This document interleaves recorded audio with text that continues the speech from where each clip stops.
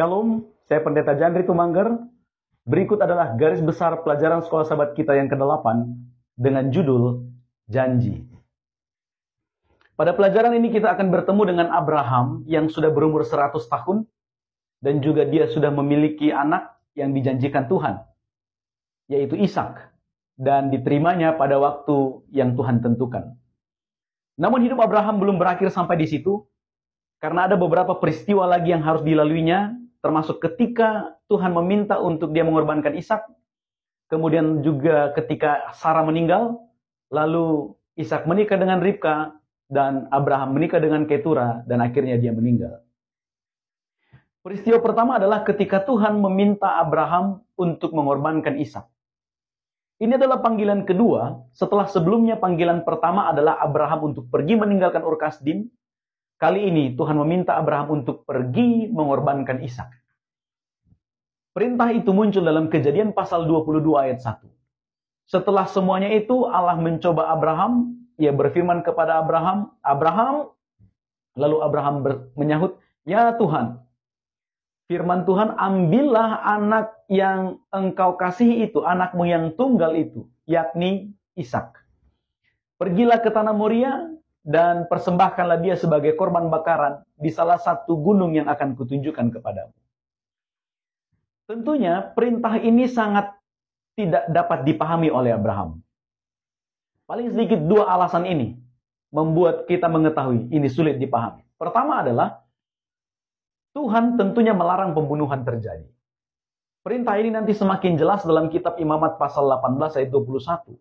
Tuhan katakan, "Janganlah engkau mempersembahkan dari anak-anakmu sebagai korban kepada Molok, karena itu tidak berkenan di hadapan Tuhan." Alasan yang kedua adalah, tentunya perintah mengorbankan Ishak ini bertentangan dengan rencana awal Tuhan yang dia sudah janjikan kepada Abraham dalam Kejadian 15 ayat 5. Ketika Tuhan katakan, "Hitunglah bintang di langit, sebanyak itu pula lah keturunanmu kelak." Jadi ini adalah alasan mengapa perintah itu sulit untuk dipahami. Tetapi kita melihat kisah itu, Abraham tetap berangkat untuk mengorbankan Ishak. Ibrani pasal 11 memberikan petunjuk kepada kita mengapa Abraham tetap mau berangkat untuk mengorbankan Ishak. Ibrani 11 ayat 17. "Karena iman, maka Abraham, tatkala ia dicobai mempersembahkan Ishak, ia yang telah menerima janji itu, rela mempersembahkan anaknya yang tunggal itu."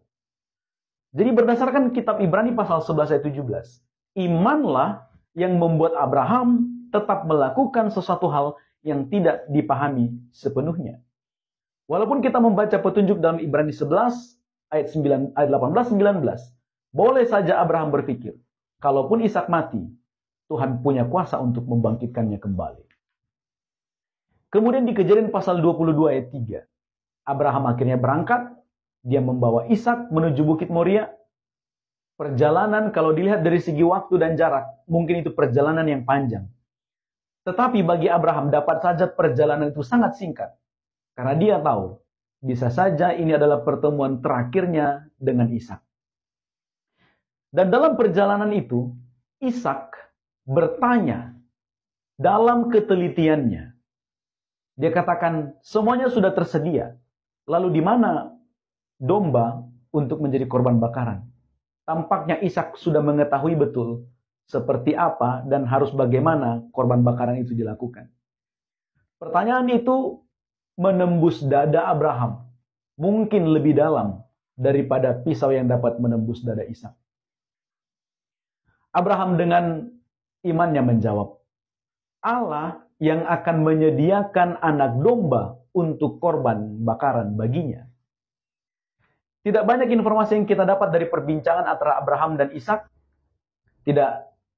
Tidak ada kita temukan bahwa Ishak memberontak, berargumen, dan lain sebagainya. Namun yang ditampilkan dalam Alkitab adalah, akhirnya tangan Ishak diikat dan dia diletakkan di atas mezbah. Tangan yang selama ini terangkat untuk menerima berkat, tangan yang terbuka untuk memeluk Abraham, kali ini harus diikat karena dia akan dikorbankan.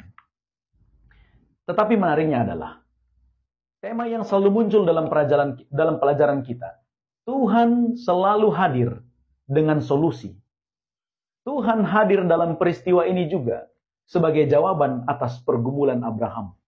Maka saya yakin Tuhan pun akan selalu hadir dalam setiap pergumulan yang kita alami. Kejadian pasal 22 ayat 11 dan 12. Berserulah malaikat Tuhan, janganlah bunuh anak itu, jangan kau apa-apakan dia. Sebab telah ku ketahui sekarang bahwa engkau takut akan Allah dan tidak segan-segan menyerahkan anakmu yang tunggal itu. Sekarang kita mengerti mengapa ujian itu datang kepada Abraham. Pertama, ujian itu bertujuan untuk mengetahui apa yang ada di dalam hati Abraham. Kemudian yang kedua, ujian itu sedang memberitahukan tentang kasih karunia Tuhan yang menyelamatkan kita. Itu bukan karena usaha manusia, tetapi keselamatan itu datang karena Tuhan sendiri yang memberikan jalan keselamatan itu. Semua yang dilakukan Abraham, baik perjalanannya yang penuh dengan tantangan, baik kesediaannya memberikan persembahan yang terbaik dari dirinya, dalam hal ini adalah Ishak, itu tidak dapat menyelamatkannya. Karena pada akhirnya, Tuhan sendiri yang sudah menyediakan seekor domba jantan yang terikat untuk menjadi korban bakaran.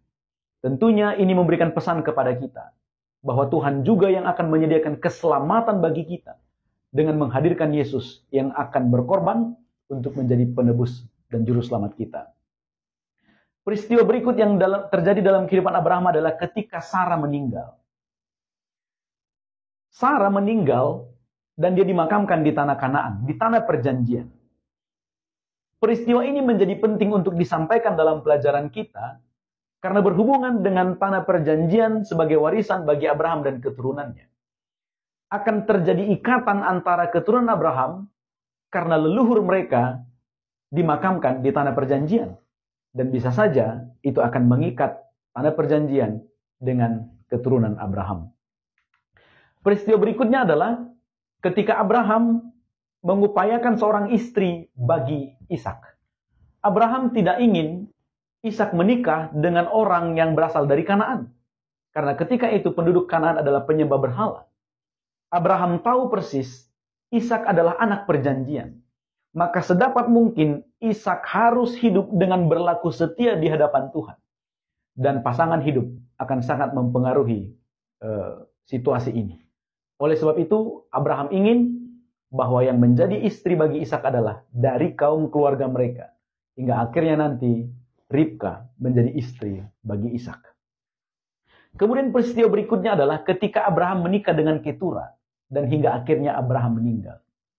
Kejadian 25 mencatat tentang meninggalnya Abraham ditempatkan di antara dua tulisan sehubungan dengan keturunan. Pertama keturunan Ketura dan juga keturunan Ismail. Tampaknya penulisan ini bertujuan untuk menyampaikan kepada pembaca, kepada kita semua. Abraham meninggal di usianya yang tua ketika dia sudah memiliki keturunan-keturunan. Berdasarkan Kejadian pasal 15 ayat 15, Abraham, Tuhan katakan engkau akan meninggal ketika umurnya sudah menjadi tua. Oleh sebab itu, peristiwa yang dialami oleh Abraham berhubungan dengan warisan yang akan diterimanya dan juga keturunannya, yaitu tanah Kanaan. Inilah garis besar pelajaran sekolah sahabat kita. Selamat belajar, selamat berdiskusi, Tuhan memberkati.